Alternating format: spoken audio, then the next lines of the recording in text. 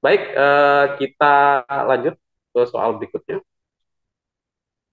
Soal nomor 8. Persoalan tambang Freeport hingga hari ini masih menjadi dilema bagi pemerintah Indonesia. Keinginan untuk mengambil alih tambang emas ini dari berbagai sisi selalu diutarakan oleh bangsa Indonesia.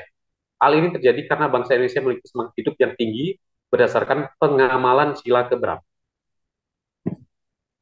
Nah, ini kelihatan sebetulnya ya arahnya kemana. Kenapa kok Freeport itu diinginkan oleh bangsa Indonesia untuk kembali gitu, diambil alih kembali. Nah, kira-kira apa sih latar belakang pengamalan sila keberapa sih yang melatar belakangi kok punya keinginan seperti ini?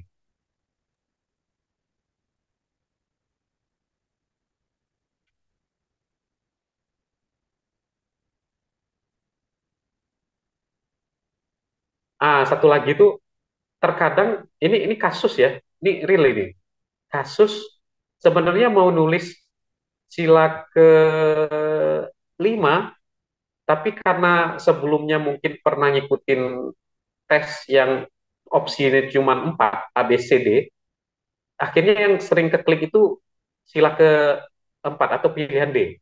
Nah, itu juga hati-hati, teman-teman. Hati-hati. Dan kalau bisa sekarang, selama kita mendrilling soal ini, jangan terpaku pada jawaban teman-teman yang lain. Karena nanti kalian ketika melakukan menjawab soal itu tuh nggak ada yang bisa kita tanya gitu. Nggak ada yang bisa kita tanya, nggak ada yang bisa kita lihat. Kira-kira apa gimana nih soal. Jadi percayakan dirinya. Gitu ya. Ini kira-kira nah bang, ini tentang tambang Freeport. Tambang Freeport itu apa sih yang diinginkan dari tambang Freeport itu? Terus kok semangat banget orang Indonesia itu untuk kembali ngambil tambang Freeport? Buat apa sih? Itu yang penting analisisnya. Oke?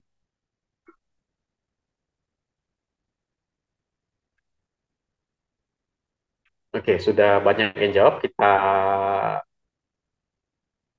lanjut ke jawaban ya. Jawabannya adalah ini.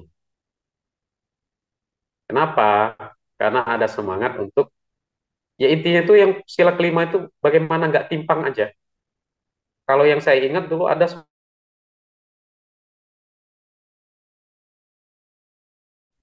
lukisan yang dilukis oleh pelukis lokal. Nah, itu mungkin ada yang akan ngira itu sila ketiga kan gitu. Tapi justru adalah sila ke. Jadi intinya sila kelima itu bagaimana membuat orang Indonesia atau anak bangsa kita ini tuh semuanya kaya gitu. Nah, itu intinya lah core-nya gitu, core dari core-nya itu. Kalau sila ketiga itu dia nggak bisa lepas dari tujuan persatuan Indonesia-nya. Ya. Tujuannya persatuan Indonesia sehingga nggak boleh saling menghina antara apa istilahnya itu antara suatu kebudayaan dengan kebudayaan yang lain. Misalkan ditampilkan di suatu pagelaran seni dari suatu daerah, nah yang lain nggak boleh mengatakan bahwa seni itu lebih jelek dari seni yang dia punya. Nah itu masuk dalam sila ke ya. Tapi kalau kondisinya kayak gini, ini masuk ke sila ke oke ya. Oke kita lanjut ke soal nomor 9. Para wakil rakyat sangat sering berdebat dan membantah kebijakan yang bahkan telah disahkan oleh ketua parlemen termasuk terlibat percekcokan dan walkout. Nah ini biasa kita lihat. Situasi ini akan sangat jarang ditemui di luar gedung dewan karena bisa dianggap melanggar hukum. Mengapa anggota dewan tidak pernah ditangkap meskipun telah melakukan kritik? Bahkan kritiknya itu ya ibaratnya itu keras lah ya. Kadang ya dalam tanda kutip udah mendekati hate, hate speech gitu ya. Nah, kenapa kok nggak ditangkap ini anggota dewan? Kira-kira apa? Nah, karena memang anggota DPR itu atau DPRD itu memiliki hak-hak istimewa. Selain hak dari DPR itu sendiri, yang 3 buah itu, ada 11 hak istimewa dari anggota dewan.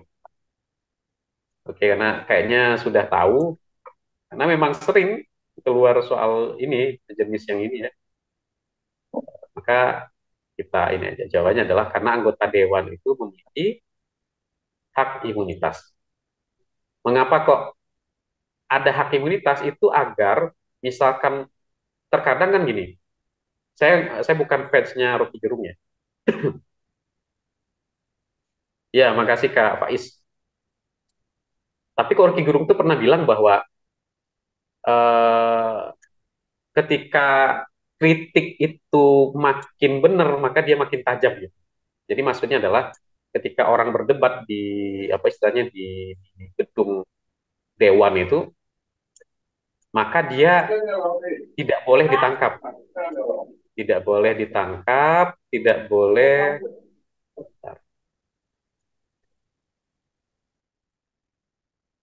oke, tidak boleh ditangkap, tidak boleh dipermasalahkan, tidak boleh dituntut. Jadi nggak ada ceritanya orang di DPR itu, saya tersinggung dengan ucapan Anda menyinggung keyakinan saya misalnya, itu nggak bisa ditangkap, nggak bisa diproses, karena itu disebut dengan hak imunitas. Hak imunitas itu kan imun, jadi dia kebal terhadap apa istilahnya hal-hal yang kalau di luar itu tuh dia tidak kebal, seperti ngomong agak kasar, mungkin juga terkait tata krama, kayak misalnya walk out itu kan sebetulnya nggak sesuai itu. Coba Anda lakukan itu. Coba teman-teman misalnya ketemu orang, terus nggak setuju dengan pendapat dia, terus kita malah ngos aja gitu, itu akan dipermasalahkan. Bisa jadi dianggap istilah berperilaku tidak menyenangkan dan segala macam. Kalau anggota dewan ya bisa. Oke ya. Oke, kita lanjut ke nomor 10. Amandemen Undang-Undang Dasar 1945 haruslah dilatar belakangi oleh alasan yang sangat penting. Pertama sekali mengingat bahwa Undang-Undang Dasar 1945 adalah landasan bagi seluruh peraturan perundang-undangan dan regulasi pemerintahan yang akan dibuat. Berikut ini yang bukan merupakan alasan mendasar dari terjadinya amandemen UUD 1945 adalah: A. Menyempurnakan aturan-aturan dasar dalam tatanan pemerintahan negara. B. Sebagai respon dari reformasi yang terjadi sebelum amandemen dilakukan. C. Terdapatnya beberapa alasan filosofis, historis, yuridis, sosiologis, dan politik terkait hal-hal konstitusional. D. Memutus mata rantai adanya para pensiunan pejabat yang tetap menjalankan fungsi advising kepada presiden. Atau E. Munculnya dukungan yang sangat luas dari masyarakat. Kalau A itu ya bisa gitu ya, B ya bisa, C ya bisa juga, karena panjang banget nih, kayaknya biasanya soal-soal yang panjang itu benar gitu ya. Ada gitu tuh yang milih gitu. Jadi karena soalnya panjang nih, mungkin ini nih jawabannya. Ada juga yang baik. Kemudian yang D itu mungkin juga gitu, karena memutus mata rantai adanya para pensiunan pejabat yang tetap menjalankan fungsi advising. Karena apa? Karena DPA itu kan dihilangkan. Dewan Pertimbangan Agung itu ya punya fungsi advising atau menasehati itu hilang. Bisa juga. Atau E, munculnya dukungan yang sangat luas dari masyarakat. Ini bisa juga. Karena masyarakat melalui mungkin demo mahasiswa, gitu ya.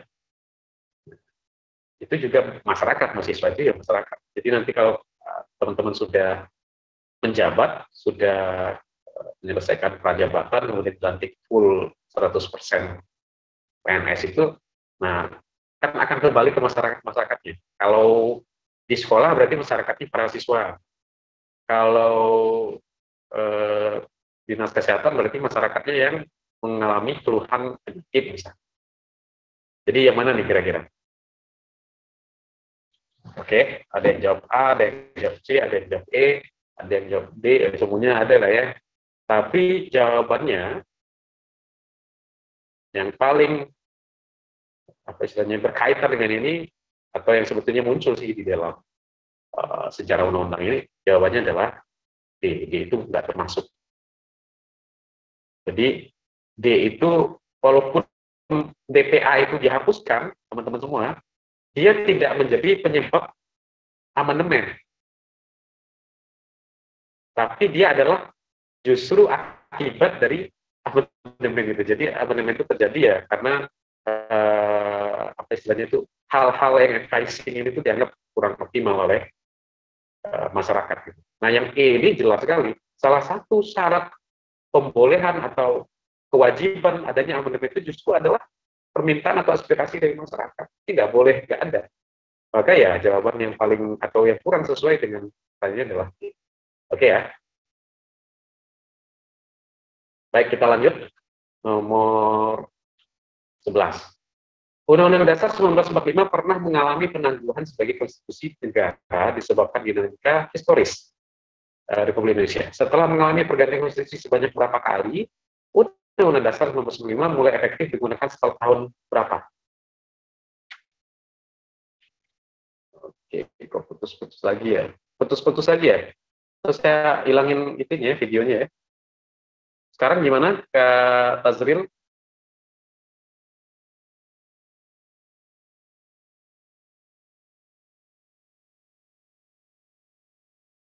Halo? Yang lain? Mungkin sudah Pak. Oke, baik. Nah, ini kira-kira apa jawabannya? Oke, baik. Terima kasih. Apakah 1949? Apakah 1950? Apakah 1959? Apakah 1960? Atau 1965? Dihilangin aja dulu ya, yang nggak ada gitu ya, yang salah. Ini jelas, mana yang jelas salah? Ini jelas salah. Merah lah ya, merah. Ini jelas salah. Kemudian yang jelas salah lain yang mana? Ini jelas agak agak jelas juga salahnya ya. Nah, maka tertinggallah B, C, dan D. Tapi kita juga ingat bahwa 1960 itu kan udah lewat tuh, dekret. Jadi sudah ada kayaknya undang-undang pada waktu itu. Maka tinggal adalah 50 atau 59. Banyak sih ini Kak Faiz sudah nulis. Oke, kita jawab aja, jawabannya adalah 1959. Jadi teman-teman harus paham, harus mengerti bahwa sebetulnya Undang-Undang Dasar 1945 ketika dibuat oleh para bapak bangsa kita itu undang dasar sementara sebetulnya. Maksudnya itu undang-undang dasar awal gitu, yang kemudian harus disempurnakan. Lalu muncul UUDS ya. UUDS itu juga untuk menjembatani hilang kosongnya konstitusi negara. Tapi karena kemudian melalui konstituante dan segala macam itu nggak pernah berhasil, sehingga kemudian Bung Karno itu kesel gitu ya. Lalu dikeluarkanlah dekret, dikatakan bahwa kita kembali aja ke Undang-Undang Dasar. Maka semenjak itulah hingga kemudian di amandemen Undang-Undang Dasar 1945 itu digunakan sebagai konstitusi negara. Ya betul, bentuk parlemen. Pernah ada yang bentuk parlemen, pernah juga RIS ya. Itu beda-beda tuh Undang-Undang Dasarnya. Ya.